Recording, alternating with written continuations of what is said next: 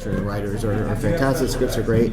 How much room do you guys have for improv and ad-libs? You record together, right? Yeah, we all record together, and the scripts are very tight, and these guys work hard on the scripts, and they allow us to throw in little improvisations and ad-libs here and there, which are great, and some of them wind up in the final product, which is cool. That's cool. It looks pretty. I'm sure there's a lot of fun outtakes. Yeah, definitely that. Yeah, whoever owns the that we'll never hear. Yeah, somebody at Warner Brothers owns DAT tapes of us messing up and outtakes. It's pretty funny.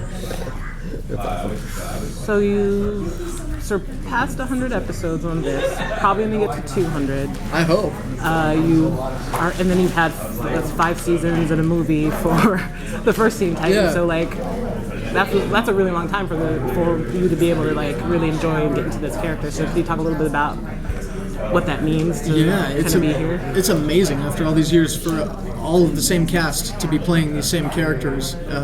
It's a different incarnation than the first show, obviously, but it's a gift. And I feel like we know these characters so well now that everybody's taking risks in the writing, taking risks in the acting, and it's just a lot of fun. What's the process like of finding the voice? Any voice you might take a show, particularly this. What was that like? Like where did the voice in when you knew that that's what I want for this? Specifically for Robin, or just in general? In general, but definitely for Robin. In general, as a voice actor, sometimes you're given what's called a character breakdown, which could be anything as short as a sentence. 20 years old, nerdy, hates his sister. Sometimes you have a rendering of the character, which helps. For the original Teen Titans, when I auditioned, they had a description and a couple pages of dialogue, and then they had a rendering of the character, which sometimes they change over time, but it was the exact rendering of the Robin as we've seen on the original series. Finding the voice, I don't know, it's pretty much my voice, a little bit younger sounding, and I was kind of doing him like this, and then Andrea Romano, our original director, she's awesome, she's amazing. She said, why don't you add a little bit of Clint Eastwood? So I gave him a little bit of that gravel. And so that was kind of basically me, just younger with a little Clint Eastwood. That's so great. Yeah. And when you're creating other characters like that, do you find yourself, because I've heard like John DiMaggio talk, I'll take like that, I'll take Clint Eastwood, I'll mix him up with John Wayne to make a voice. Sure, like that. yeah. On a Disney show that I'm doing right now called the 7D, I do Sneezy, and so I don't know what came to me was like, what if it was Jimmy Stewart if he was younger with the stopped up nose? So that you sort of have a little bit of Sneezy. So great. So that's a fun show. Yeah, it is fun. I know a lot of people kind of look up to you as a voice actor, and a lot of people kind That's of. That's flattering. I get comments on my past videos about people, that's cool. enjoying you. So what kind of advice would you give to someone who's kind of young and looking to break in, or older and looking to break in? To break in, Tara Strong and I have heard her answer this question, and it's kind of the same thing. The key word in voice acting is acting. It's great if you can do funny voices, but you got to have acting chops too. It's a competitive, professional world out there. So I would encourage anybody to take acting classes, improvisational classes, and just say yes to things. Just try things. Do somebody's whatever. It's just a way to get into it. Do you have a musical background as well? I do, yeah. I've heard like Rob Paulson's guys talk about that. You'll find voice actors that are very musical. Yeah, Rob talks about that a lot. Yeah, I think it's very interesting. Yeah. And actually on our show, Hendon Walsh Starfire is a singer. Greg Sipes plays guitar and sings. Khary Payton plays guitar. I played bass guitar for a long time, and musicality definitely helps. And sometimes, hey, how's it going?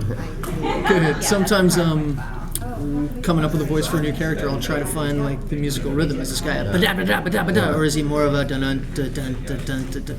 It helps. It's so fascinating. It's so great. It's a good question. Yeah, I'm always so interested in how you find the voice and then what do you use to do that? If it's on your own or like some music or even direction. Something like Andrea. Yeah. Sometimes I'll have a voice that I've had in my back pocket forever that has never wound up on anything, and I'll try that. Other times you see a design of the character and you're like, oh, I know what to do, and it's a brand new thing that comes out of you. I think when Greg Sipes got the part for Beast Boy, he said he walked into the booth and had no idea what he was going to do, and then that's the voice that came out. So when he looked at it, and they're like, that's it. Yeah. That's so great. So, because you've had the nature of Teen Titans Go is very random, and you get to do a lot of weird stuff with the character. So, what is kind of like your favorite surprise direction for Robin in one of these episodes? Well, the whole Teen Titans Go series is a surprise direction for Robin. It's definitely deviating from the Robin that we all knew in the original one.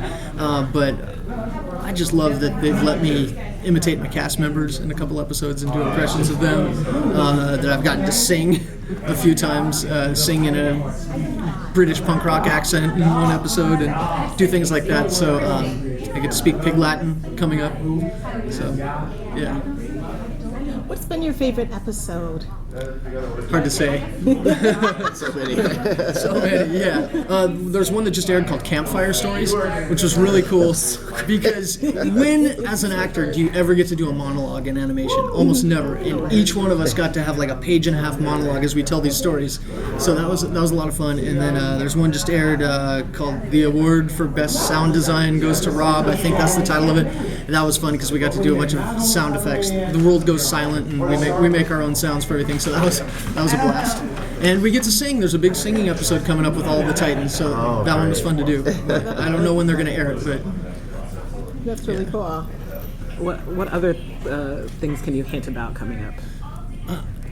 let's That you see. won't get in trouble for. Yeah, we won't get in I know. They just, on the shuttle over here from the hotel to Comic-Con, they told me that they landed a big name guest star who I'm not allowed to talk about yet. But I was like, wow, that person's doing it? Awesome. That person likes our show? Cool. But Weird Al Yankovic just did one with us, which was a lot of fun. And so, yeah, I can hint toward that. Do you ever get any really cool fan art that you display at home that you just love? Actually, in my office at home, I have a guy did.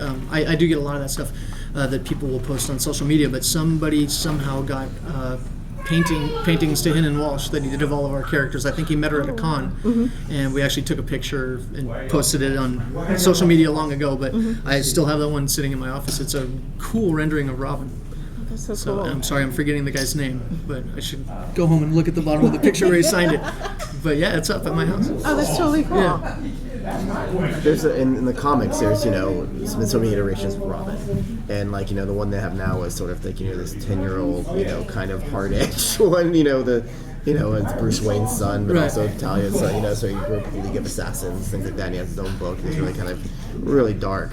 Have you ever wanted to take those comics and but read it as your Robin? Instead of reporting to DC, what do you think of that? No, I should do that though. Yeah. I don't know. That'd be funny. Damian Wayne, yeah. I should do super that. Dark. He's Yeah. Wow. Although I don't know if there'd be anything more sad than a voice actor sitting at home reading a comic to himself. I do the voice for this guy and nobody's around him. Well, Rob would do all these live things where they do things really like that. So maybe next give Rob a suggestion. Some DC stuff. Rob's a cool cat and a talented guy. I love hearing him do the Yakko's world.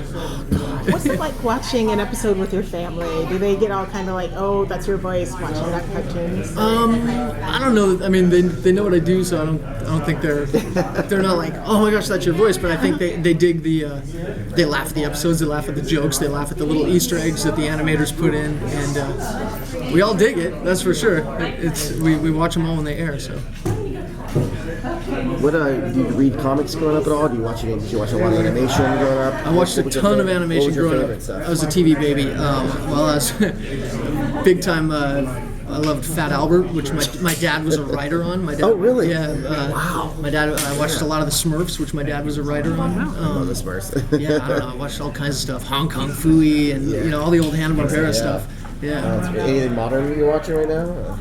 I'm watching right now. Watching Titans. Yeah. Watching the 7D, my own show, The Animaniacs guys, behind that. So great. I was so happy to hear them coming back. That's one of my favorite shows ever. So good. Yeah. And when I watch 7D, I'm like, there it is. They got that. They slide in some of that Animaniacs humor, which is great. Is Animaniacs coming back? Is that what you just No, I said the same guy. Oh, yeah. Tom Ruger. Yeah, Ruger. He's a genius, man. Hey, what are you guys talking about? Who's this guy? About you. Hey, everybody. This is Cyborg. Did they tell you who he was? He's Robin. Who do you have to know to get this? Because I didn't get one of these. That lady right there. She's going to give you one. Right, Yeah. Otherwise, you can't. Yeah. All right, cool. Otherwise, you can't get up on the stage and play. Hey, somebody's waving to you. Yeah. Hello, sweetheart. All right. No, stay. No, I'm not going anywhere. Okay, I'm just good. All right. They were basically asking what's it like to be in my presence. Oh. To work with me. You know, blinding, radiant, the light. Stop. Stop. You know, it smells like fresh baked bread whenever he walks into a room. That's one way to describe it. You know what I mean? Exactly. You know, pumpernickel with a little blueberry.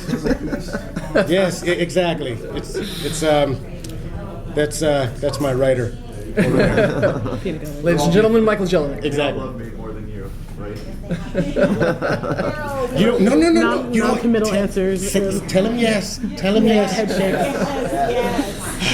It's the only way we can get through this. All right. So if Robin and Cyborg were Sitting in a tree. going into Comic-Con, what would happen? What would they do? What would happen? Well, that we would obviously be mobbed, right? Yeah, that would be after our fight over who's driving the T car. That's true. But then we would be mobbed. Yeah. And then someone would say, "Dude, that's not the real guys. Look at the costumes. They're horrible." And then they'd say, "Your costumes ruined our childhood." "Exactly. That's true. Glory. Have you seen anybody cosplaying as you guys that was so good you stopped and went to take a photo with them? We've taken photos with fans Yeah, cosplaying as us, yeah. Absolutely. There's a lot of great. Cyborg is hard to do though. Yes. You know, that one guy though. he was ridiculous. yeah. Oh my gosh, yeah, there was I don't know what They had the whole crew. They had all the Titans and Terra. Yeah. There've been a couple, but I don't see Cyborg as much. I mean, that's a lot of, you know, just to get the eye on one side. You know, you got to shave your head. You know, it's a whole rigmarole. I should do it. I I should do Cyborg. Exactly. I want somebody to do a good 1/2 metal, one big Afro side. You know, Cyborg. Let's start working on that, people. Let's get that done. A lot of Aqualads. Have you gotten some of those? Yeah, I've seen some Aqualads. I haven't taken a picture with them. Honestly, I feel weird going up to him and it said, "Hey, I'm Aqualad." You know, maybe I should I shouldn't say anything. I should just take the picture. But I just kind of look and smile and I'm like, wow, that's awesome. See, this is my concern of what would happen. You see somebody as Robin, you walk up, great costume. You know, I actually do the voice of Robin. Prove it. Titans, go! That's not you. I can do it better. Have a Robin off. It's true. Yeah. Don't think you can do what Scott does. Okay. First of all, I don't know what kind of breakfasts he has.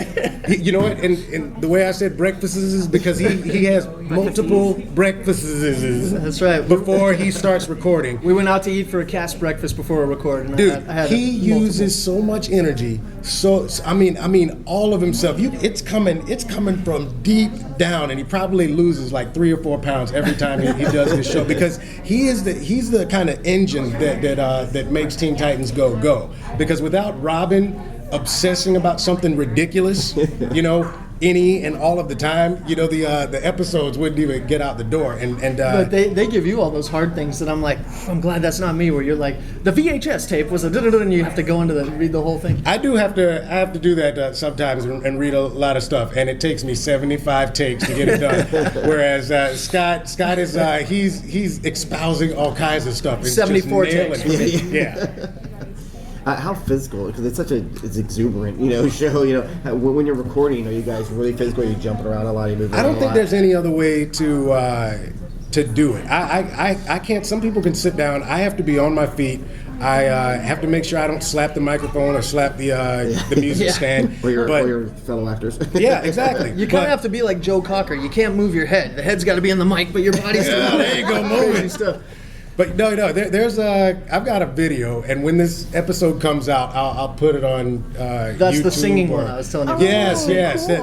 There's a singing one. There's a lot of singing ones, but there's one where Scott sings like a hawk.